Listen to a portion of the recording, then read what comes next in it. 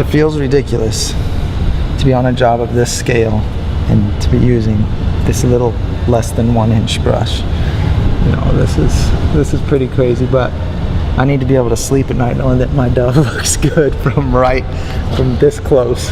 It looks good, even though it's 50 feet. 50 feet is the closest distance it'll be seen from. I want this dove to look like it's glowing. This is Holy Spirit dove, and it's glowing with lights on. So whenever you want something to look like its brightest version of a color, you just use pure white and put a halo of the color around it. So these feathers, you can see I already did it here, and I'm going to do it on these. First I did it with my yellow white. This is white that has yellow and a little red mixed in. But then I'm going to put pure white in the middle of that, leaving the color around the edge. Now, it seems like a ridiculous little sliver of color, but I'm telling you, from a distance, it looks like a bright version of the color rather than just the white. So I'll just put this white highlight right inside these, leaving the yellow. And then this outline of the tail will pop out from that distance, but I'll still have my color of the more yellowish light. And you can see I got this special brush to do it.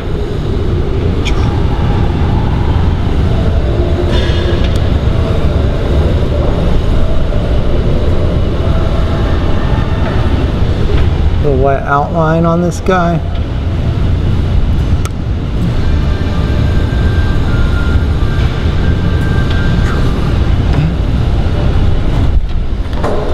See, from way down there you won't see the detail, but you will see this dove, and he'll stand out because he'll have this contrast that separates him from the background.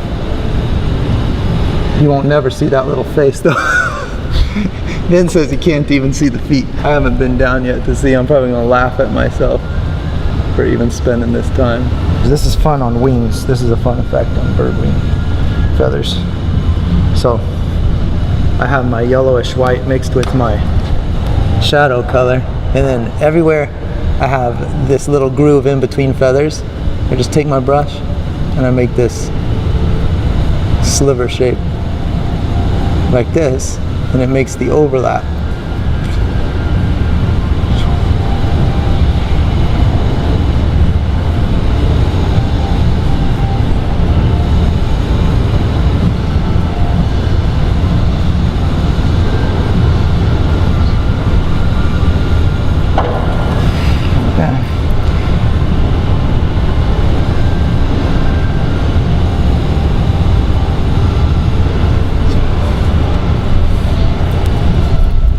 Light shining through his feathers there.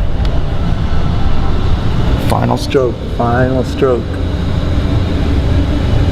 Wait for it. Done. Guarantee you do one more. Oh, it's done, buddy. Mm-hmm. Turn that camera off. I knew it. When I walked out of that church and I had finished that job, I looked up at the sky and I was just looking at the clouds, immediately comparing my work to those clouds, and I'm thinking to myself, God, those clouds are amazing. That's so much better than my work. My work isn't. It's not good.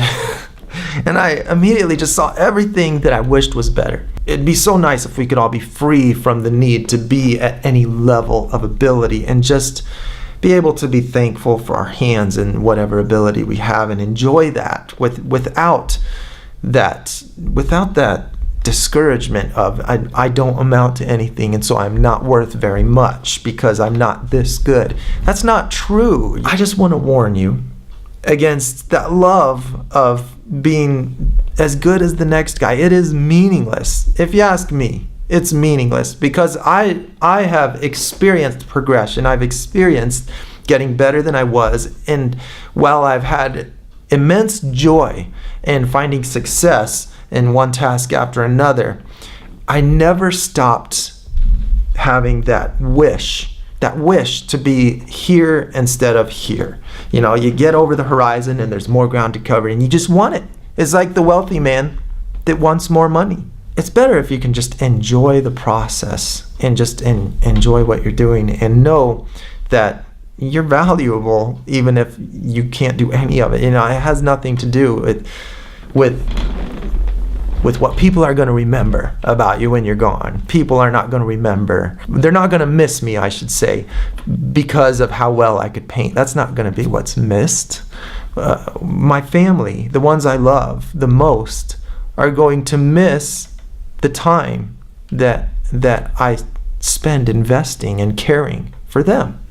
And that matters so much more than any amount of talent in the world. So there's a million people that are going to pass me up just the same. It's meaninglessness. And there is no top to that mountain where you reach the top and you get to be the best forever. That doesn't exist. I hope that I'm never actually considered to be the best in any way, and that I can always just be just a guy that's trying to learn and enjoying the process. And I hope that I can encourage you to do the same.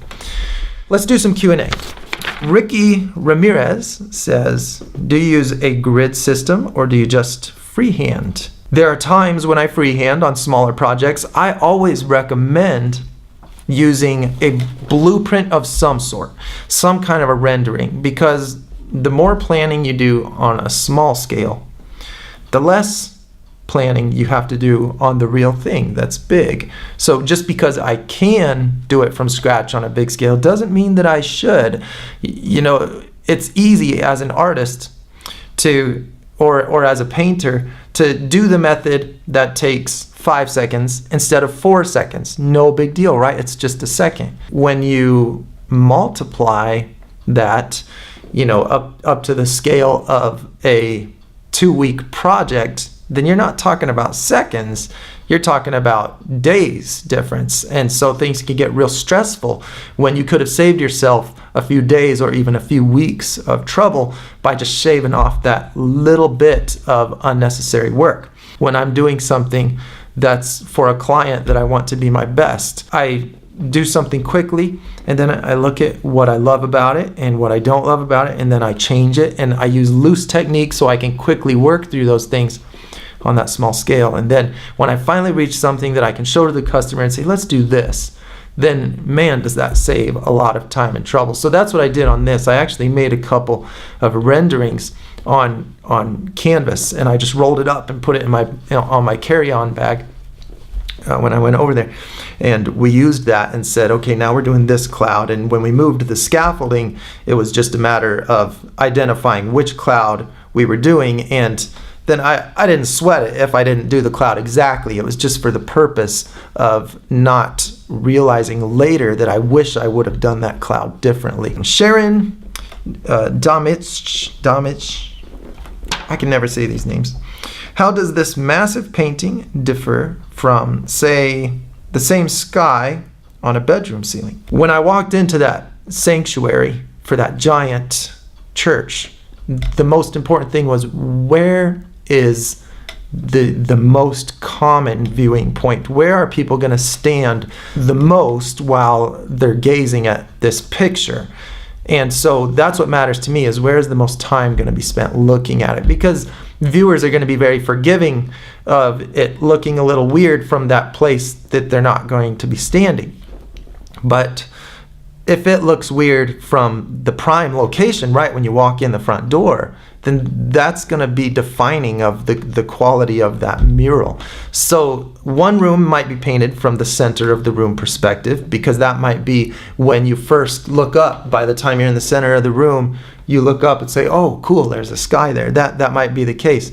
In this one, there was actually a door on the side of that big sanctuary.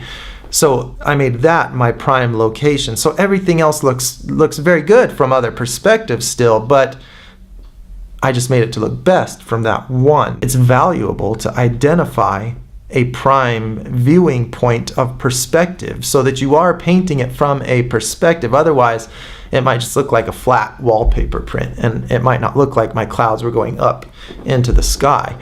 So better to choose a perspective and make that one look good, and then it looks a little distorted from other angles, than to have no perspective at all. And thank you, Sharon, for that very kind compliment. I appreciate that very much.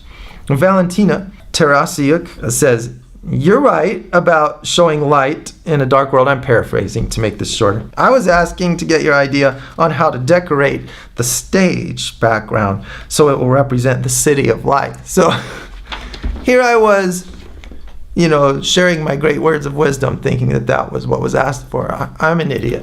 I'm an idiot. You were just asking for practical painting advice.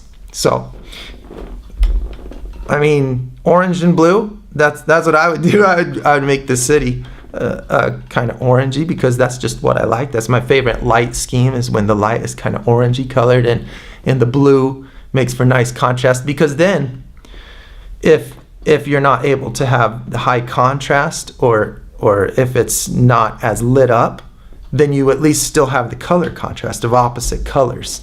Something else I really like is when you have a real good lighting effect like that, I think it looks super cool to put like a real light grayish blue border, just real thin strip, especially if they have that orange color to them, because it just makes it look like it's lighting up from the middle and the edges are kind of catching the reflection.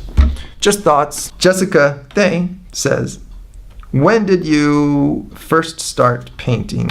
Did you study art in school? Yeah, I studied art in school, and I mostly studied it on the back of my math assignments during math class.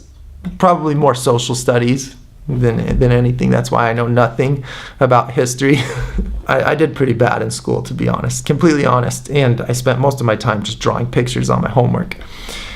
I wish that I would have paid a lot of attention in school, because I think that the teachers had a lot to offer and really wanted to help, but I was just too stubborn and just thought the world of myself. And I just couldn't take direction. And so, 10 years of manual labor helped me to have a different perspective on listening to what people say who are trying to help you out. So I am thankful, I think is the right word, thankful that I have gone the course that I've gone and learned what it's like to have to study and apply myself to hone a skill beyond what just comes naturally. If you really want to be useful to people, there's a world of amazing skills out there. And why should you be able to just whip out something that comes naturally without having to do some work to hone it into a refined skill? I didn't study in school, I didn't go to college, but I've spent a lot of time just paying attention to how things look, practicing, doing experiments, murals that I hated, and redoing, and taking twice as long as I should on jobs, and making very small amounts of money because of it. And so that's kind of like paying tuition for me, was, these last 10, 12 years of trying really hard, taking jobs that really pushed me to the edge, and that I had to redo 2 or 3 times a lot of the time. I do want to remind you that I have a workshop coming up, and I finally have the page set up, so you can go to learn.muraljoe.com/workshop and see more info on that. And I'm going to also post in the future more about other workshops. So I'm hoping to do a lot more of them coming up. So I'll see you next week, and thanks again for watching.